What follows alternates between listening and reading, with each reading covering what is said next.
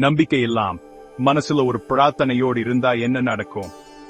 விலாப்பக்கன் ஒரு சின்ன கிராமத்துல குமரவேல்னு ஒரு பக்தியுள்ள மனுஷன் வாழ்ந்துட்டு வந்தார். அவரோட குடும்பம் ரொம்ப கஷ்டப்பட்டுச்சு. யாரோ ஒருத்தங்க சூனியம் வச்சுட்டாங்க. எதுவுமே பலிக்கல. துணிக தானாவே தீ பிடிச்சு எரிஞ்சிச்சு. அதோட கொடுமை என்னன்னா அவரோட பொன்னால கண்ணை திறக்கவே முடியல. டாக்டர்களும் ஜோசியக்காரங்களும் கைவிட்டுட்டாங்க.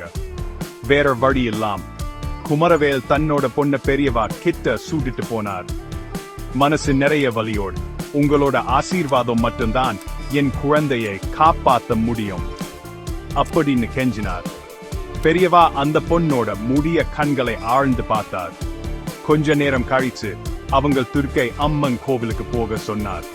அம்மனுக்கு முன்னாடி நின்னுட்டு பெரியவா அந்த பொண்ணை கண்ணை திறக்க சொன்னார். திடீர்னு அவளால முடிஞ்சிச்சு. அவரோட உலகத்துல வெளிச்சம் பரவிச்சு. துர்க்கை அம்மனோட தெய்வீக ரூபத்தை அவ கண்ணு முன்னாடியே பார்த்தா. சூனியம் உடைஞ்சு போச்சு. மர்மமான தீயும் இல்ல, இருட்டும் இல்ல. இந்த மாதிரி கதைகள் நமக்கு என்ன சொல்லுதுன்னா, உண்மையான நம்பிக்கையோடு நம்ம சரணடையும் போது இந்த பிரபஞ்சம் நம்ம பேச்சை கேட்கும். இறைவனோட கருணைக்கும் பெரியவாவோட அருளுக்கும் நம்ம மனசு நன்றியோட தலை வணங்குது. நம்ம இதை ஜாபகம் வச்சுப்போம். அற்புதம் நடக்கலாம்.